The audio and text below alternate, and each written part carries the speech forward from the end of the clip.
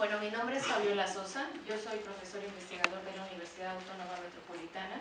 Estoy en el Departamento de Economía, en el área de Crecimiento y Medio Ambiente. Les agradezco mucho que estén aquí, porque están sacrificando la hora de comida por estar interesados en ver la presentación. Muchas gracias a todos. La presentación que a continuación daré se titula El cambio climático y sus impactos en la pobreza en México, midiendo la vulnerabilidad climática. Esta presentación o esta investigación surgió de un interés que tuve una vez que estuve revisando las políticas de mitigación y adaptación y el discurso que frecuentemente se tiene de que el cambio climático está causando grandes desastres, de que los pobres van a ser más afectados. En realidad tuve el interés de ver si es cierto que los pobres van a ser los más afectados.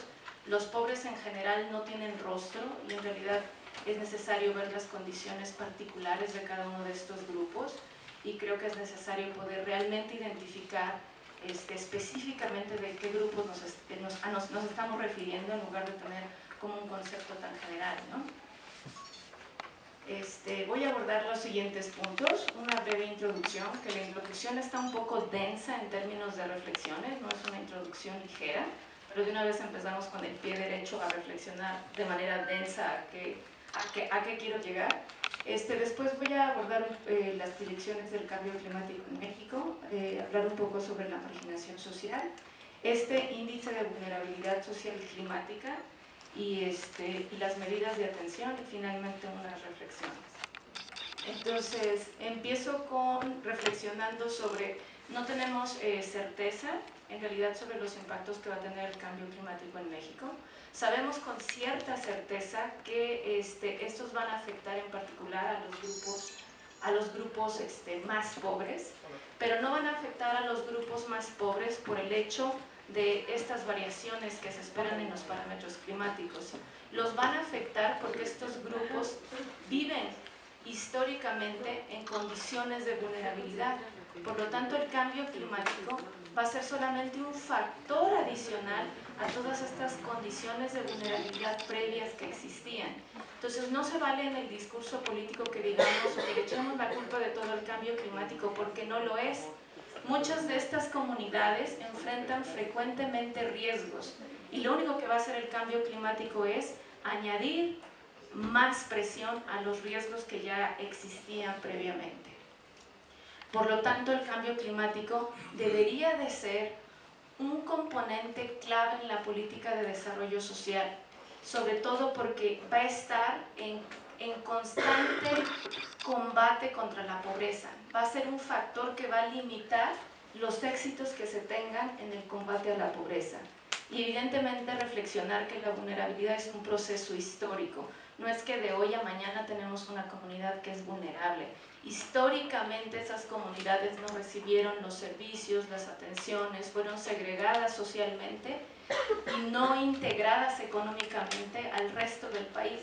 Entonces, de hoy a mañana tampoco vamos a poder resolver esas vulnerabilidades, pero es necesario que empecemos ayer, ¿no? Ya.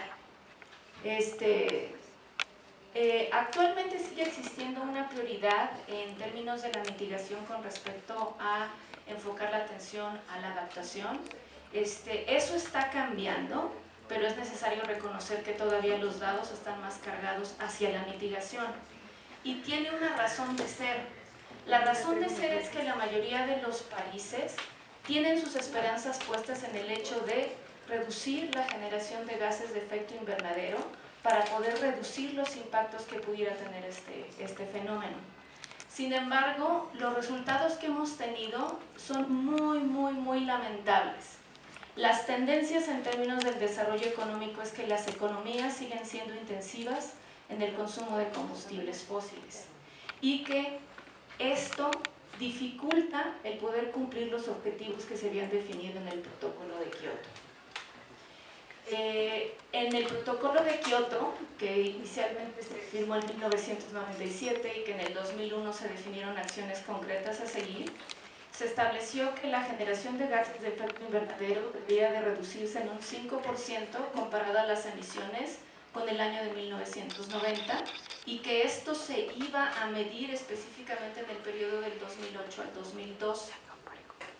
Evidentemente no alcanzamos ese objetivo e incluso con la ratificación del protocolo de Kioto en un segundo periodo que va de enero del 2013 a diciembre del 2020, es evidente la falta de compromiso de muchos de los países industrializados. Incluso algunos de ellos no están apoyando el que se ratifique este segundo periodo. Entre estos países está Estados Unidos, que no es de, pues, que no nos debería de sorprender porque nunca firmó desde el 2001. Sin embargo, otros países que se abanderan como verdes, en el caso de Canadá, tampoco quiso ratificar, y su cantidad de emisiones que se supone que se debió de haber reducido en un 6%, comparado con las de 1990, aumentaron en un 25%, ¿no? Otros países que tampoco están ratificando es Japón y Rusia. Y esperaríamos que muchos países industrializados sigan, ¿no?, estos mismos pasos. Esta situación lo único que hace es poner en evidencia que poner todas nuestras esperanzas en términos de la mitigación nos deja muy descubiertos, ¿no? Y que es necesario pensar en la adaptación. Y en la adaptación, porque aunque se reduzcan estas emisiones, vamos a tener eventos que van a ser inevitables, ¿no?, consecuencias inevitables. Y más aún si no estamos haciendo o cumpliendo los objetivos que se esperaría en términos de mitigación. Esto no implica que nos olvidemos por completo de la mitigación, porque va a ser diferente adaptarnos a un planeta que tenga una temperatura mayor en 2 grados que uno que tenga una temperatura mayor en 6 grados, ¿no? Implica tratar de buscar las sinergias entre mitigación y adaptación y dar un pasito más de tratar de adaptar estas sinergias también con todas aquellas políticas y programas que tenemos encaminados a reducir la vulnerabilidad, porque muchos de estos van a permitir hacer frente al cambio climático, además de otros riesgos que están expuestas las comunidades. Las proyecciones que se tienen en términos de los modelos climáticos globales y regionales son claras en que las distribuciones de los impactos que se esperan van a ser desiguales, tanto en los países como en sus regiones. Se espera que los países en vías de desarrollo sean los más afectados y en particular los grupos más pobres. No es una gran ciencia saber por qué, ¿no? Sus capacidades están limitadas para poder hacer frente a estos fenómenos. Asimismo, se espera que estos impactos del cambio climático sobre la población dependan de distintos factores. Entre ellos, los más importantes es la localización geográfica, ¿no? Aquellas comunidades donde el precio de la tierra es más barata suelen tener un intercambio con respecto a los niveles de riesgo que pudieran enfrentar, ¿no? La localización geográfica va a ser importante. Las características económicas, sociales y culturales. No olvidarnos de que como individuos tenemos distintas prioridades, que esto también va a influir a que estemos más o menos expuestos, y como grupos sociales también. Los estilos de vida, el acceso a los servicios básicos y de salud, las capacidades institucionales con las que se cuentan y las políticas vigentes. Si nosotros reflexionamos sobre todos estos puntos, es evidente que están claramente relacionados con la vulnerabilidad, ¿no? Sin embargo, el concepto de vulnerabilidad, casi siempre cuando pensamos en vulnerabilidad, pensamos en aquellas zonas rurales marginadas, ¿no? Pero señores, es equivocado, porque en realidad también tenemos zonas urbanas profundamente marginadas y de acuerdo con los resultados de la Coneval, el 68% de los pobres están localizados en zonas urbanas y no rurales, y mucha de nuestra política social está enfocada hacia zonas rurales y no urbanas. Entonces estamos canalizando nuestros esfuerzos, nuestros recursos hacia lugares que a lo mejor no tienen salida, ¿no? Que tendríamos que dividir nuestros esfuerzos y en realidad hacer un análisis muy consciente de en dónde vamos a poner todos estos esfuerzos de adaptación. Necesitamos conocer a ambos grupos porque dadas sus características específicas que los hacen vulnerables, requieren medidas de adaptación muy concretas. Hasta el momento, algunas de las medidas de adaptación que se han implementado están ancladas a nivel federal y regional. Tenemos selección de cultivos más resistentes a sequías, programas de manejo forestal, evaluación de impactos sobre la biodiversidad, construcción de infraestructura resistente a eventos hidrometeorológicos, prevención y tratamiento de enfermedades relacionadas con el clima. Todos estos avances van a permitir mejorar y actualizar los sistemas de alerta temprana, prevenir desastres y tomar decisiones más asertivas, pero a nivel federal y regional. Todavía nos falta hacer ese tránsito entre lo regional y lo local, debido a que muchas de estas medidas de adaptación van a necesitar traducirse en medidas locales y considerar las necesidades específicas de adaptación a nivel local. Como lo había mencionado, tenemos avances en términos legales que obligan a los municipios a implementar programas de adaptación y mitigación, pero siguen siendo solamente un esfuerzo en papel que no se ha logrado traducir, ¿no? Y que necesitamos empezar a trabajar para realmente traducirla. Con respecto a los impactos que se esperan, el Banco Mundial sacó una publicación en el 2010 en donde identifica que México va a ser uno de los países más afectados. 68% de su población podría ser afectada y el 71% de su Producto Interno Bruto también se podría ver afectado por los efectos del cambio climático. Tendrá impactos en diferentes sectores, grupos, ecosistemas. También se hará sentir en distintas escalas espaciales y temporales. La mayoría de los modelos acuerda en que la temperatura media anual del país se incrementará en un promedio de 0.5 y 4.8 grados centígrados. Pero lo que me gustaría hacer énfasis, lo que quería mostrarles es que en estos dos mapas que ustedes ven, los resultados de las proyecciones, es que existe cierta certeza de que la temperatura en el país va a aumentar. Si se dan cuenta, no tenemos lugares en donde vaya a bajar, ¿no? El punto es que en el invierno, en general, se esperaría que la temperatura se incrementara en 3 grados centígrados. ¿No imaginan cuántos impactos tendrán 3 grados centígrados? Muchísimos. Supera el 2% definido por el panel intergubernamental como un incremento en la temperatura que tendría eventos no solo muy catastróficos, sino irreversibles. En el caso del verano, en algunas zonas, como pueden ver aquí, estos incrementos pudieran ser de 4.5 y 5 grados centígrados. En general se espera que México tenga un clima más caluroso, y esto implica importantes retos en materia de demanda de energía, de agua, de alimentos, que tenemos que estar conscientes que los vamos a enfrentar. En el caso de las precipitaciones, como pueden ver, también. En general se proyecta que las precipitaciones disminuyan. Un 15% en el verano y un 15% en el invierno y 5% en el verano. Que las temporadas de lluvia se retrasen hacia el otoño y en general la conclusión es que las precipitaciones en el país se van a reducir y tendrá evidentemente retos en materia de disponibilidad de agua, de generación de energía para la producción de alimentos. Asimismo, la temperatura en la superficie del Mar del Caribe, Golfo de México y Pacífico Mexicano se espera que aumente entre 1 y 1.5 grados centígrados y con ello no solo que se tengan impactos considerables en estos ecosistemas, en los ecosistemas marinos, sino también que se tenga eventos hidrometeorológicos extremos más frecuentes y más intensos, además de poner en riesgo la infraestructura, en particular en la costa. No se sabe con certeza cuándo se incrementará el nivel del mar, existe mucha incertidumbre todavía porque las proyecciones son de 1 a 5 metros, pero va a ser muy diferente adaptarse a un incremento en el nivel del mar de 1 metro que uno de 5 metros, ¿no? Y el punto es que tenemos que estar preparados para todo. Eso implica muchísimos gastos.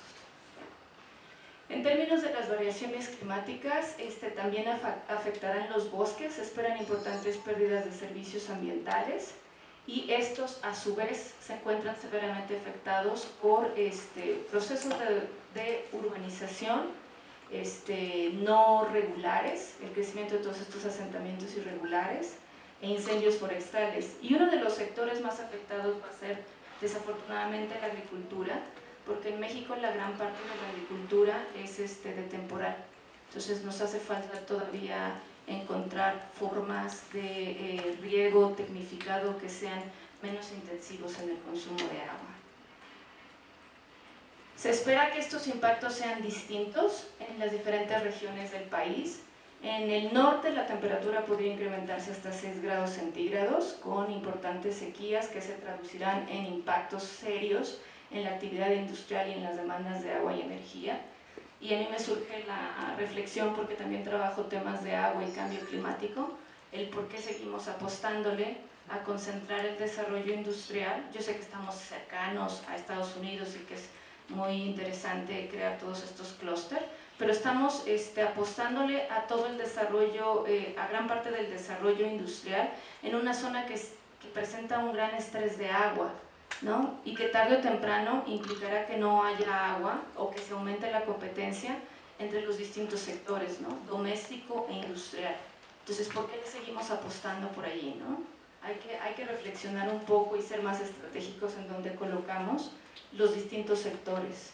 En la parte sur, aunque se espera que los cambios, las reducciones en la precipitación y los aumentos en la temperatura sean moderados, impactarán en la generación de brotes de vectores, así como se espera que también sea afectado por los incrementos en el nivel del mar y la ocurrencia de eventos hidrometeorológicos extremos. Para el centro del país, ha sido ampliamente caracterizado por una elevada concentración económica y de población, con una presencia de un crecimiento urbano desordenado, y se espera importantes reducciones en términos de la precipitación y aumentos de la temperatura que podrían poner en riesgo el funcionamiento de las ciudades en esta zona. Algunas proyecciones indican que la temperatura media anual podría aumentarse hasta 2.8 grados centígrados y la precipitación en 10.4%. Sin embargo, algunos modelos proyectan reducciones en la precipitación de hasta un 50%. Entonces, la seguridad hídrica de esta zona realmente está para reflexionar qué es lo que estamos haciendo, ¿no? Con respecto a la marginación, pues son muy tristes los resultados. Casi la mitad de la población de México, 53 millones de personas, 45.5%, se encuentran en severas condiciones de marginación, con ingresos insuficientes para satisfacer sus necesidades básicas, con rezago educativo, sin poder tener acceso a la alimentación suficiente para mantener su salud, carecen de condiciones de vivienda segura, no tienen acceso a distintos tipos de servicios ni a prestaciones, ¿no? Estas condiciones por sí mismas son ponen en un alto riesgo a la población, y estas condiciones son una vulnerabilidad que ha existido independientemente del cambio climático. Entonces, el cambio climático, si bien va a afectar a estas comunidades, hay mucho que se puede hacer para reducir sus vulnerabilidades, ¿no? 862 municipios del país, casi el 34%, presentan índices de marginación muy alta y alta. En particular, en la zona norte tenemos varios municipios en Chihuahua, Zacatecas, Nayarit y Durango, y en la parte sur y sureste, en todos estos municipios que sabemos que son muy conflictivos, acá Chiapas y Veracruz, ¿no? Entonces no es así como la panacea el saber por qué hay tantos conflictos sociales, si ya sabemos por qué los hay. Entonces, desafortunadamente estos estados, más de la mitad de sus municipios tienen severas limitaciones en términos de educación, vivienda, ingreso, acceso a los servicios. Indicadores importantes que están determinando la marginación no solamente son los ingresos, sino también la educación. En los municipios con un alto grado de marginación, más del 50% de la población no tienen estudios de secundaria. Se quedan en la primaria o menos de la primaria, ¿no? No la concluyen, una primaria incompleta. Y en estos municipios hay una alta concentración de población indígena. Y eso nos lleva a pensar si los grupos, los municipios con altos niveles de marginación pueden ser altamente impactados y muchos de estos grupos, sus habitantes, no hablan español y hablan sus propias lenguas, ¿estamos pensando en que la adaptación llegue a estos grupos con una comunicación y un lenguaje apropiado? Creo que sería un buen punto para empezar a reflexionar, ¿no? No solamente que se les transmita, se les informe, se les incluya en esta política de adaptación, sino también tener la humildad de acercarnos y preguntar qué medidas de adaptación han implementado, porque algunas de ellas pudieran servirnos, ¿no? Y se pudieran compartir. A la hora de calcular el índice de vulnerabilidad social climática constituido por 15 variables en términos de educación, empleo, salud, acceso a servicios, si pertenecen a un grupo étnico o no, y las distintas variaciones proyectadas en términos de temperatura y precipitación, los resultados son un poco preocupantes. Prenden un foco rojo, no en el sentido de alarmarnos, ¿no?, sino un foco rojo en el sentido de que ya nos tenemos que poner las pilas para hacer algo. Se estima que 1/3 parte de todos los municipios del país presentan una muy alta y alta vulnerabilidad a ser afectados por el clima. 1/3 parte. Entonces, el discurso dice, los pobres van a ser los más afectados. Bueno, entonces, ¿cuáles? ¿En dónde están? ¿En qué municipio? ¿Por qué características? ¿Qué características se va a trabajar para reducir vulnerabilidad y adaptación? Creo que hace falta dar un paso más en términos de la política y ser muy claros en qué es lo que se requiere hacer. Como vemos aquí, los de muy alto y alto están localizados en zonas de alta marginación, pero no son los únicos. Vamos a tener municipios que no tienen una marginación alta, al contrario tienen una marginación muy baja y baja, pero que van a ser severamente afectados por el cambio climático. Entonces, este grupo también necesitamos tenerlo en cuenta, ¿no? No solo dirigir la atención hacia los grupos más marginados, sino en realidad ser muy flexibles y tener un criterio muy amplio para identificar qué municipios necesitamos atender primero. En este sentido, traté de hacer una clasificación para ver qué municipios necesitaban una atención inmediata, urgente en el corto plazo y en el mediano plazo, identificando que 15% de los municipios requieren una atención inmediata y urgente, ¿no? Y los de inmediata significa para este mismo momento, ¿no? Como pueden ver en términos de las atenciones, la necesidad de atenciones, aquí claramente se ve que no solamente son municipios que presentaban altos niveles de marginación, sino aquellos que van a ser seriamente impactados, ¿no? En particular aquellos que están en las costas y en estas zonas que vimos de alta marginación. Concluyendo, en términos de reflexiones de este ejercicio, sabemos que México es vulnerable a los impactos del cambio climático, que en general las temperaturas en el país van a ser mayores, aproximadamente en 3 grados centígrados para muchos de los municipios, tanto en el invierno como en el verano, que las precipitaciones se van a reducir en 15% en el invierno y para algunos estados, como ustedes vieron, casi para la mitad del país que está en el oriente, podrían reducirse hasta en un 30% las precipitaciones, lo cual nos pone en una situación de alerta, porque necesitamos empezar a pensar cómo tener sectores que sean menos intensivos en el consumo de agua, ¿no? Y cómo podemos garantizar las demandas de agua para consumos domésticos, industriales, para la producción agrícola.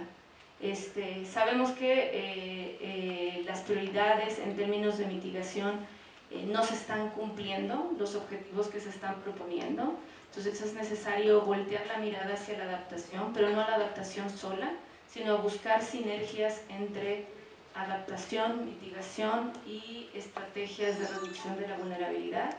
1/3 de los municipios del país son muy vulnerables a los impactos del cambio climático, por lo tanto tenemos que hacer algo ya, inmediatamente. 15% de estos municipios van a requerir una atención inmediata y urgente para desarrollar esas medidas de adaptación. Y evidentemente implementar medidas de adaptación necesita trascender el nivel federal y regional para ir a la parte local. Ahora, aquí hay un reto importante. Nosotros somos los actores que están más cercanos al nivel local. ¿Nos hemos puesto a pensar qué podemos hacer cada uno de nosotros para adaptar? Yo supongo que no, ¿no? Es claro que no. Entonces creo que este tipo de foros permite incrementar el compromiso que tiene cada uno de los que estamos aquí para empezar a pensar en cómo podemos contribuir a la adaptación, ¿no? Es un trabajo que no se lo podemos dejar exclusivamente al gobierno, sino como sociedad tenemos el compromiso de hacer algo. Sobre todo si somos privilegiados en términos de acceso a la educación, a la información, en comparación con aquellos grupos marginados, rurales y urbanos, ¿sí? Y con esto concluyo. Les agradezco su atención, el agradecimiento a todas estas instituciones generosas que han apoyado las investigaciones que he realizado en todo este tiempo. Puse una referencia de una evaluación de las políticas de mitigación y adaptación por si están interesados, y espero en un futuro poder compartir con ustedes los resultados de la investigación y su respectiva publicación.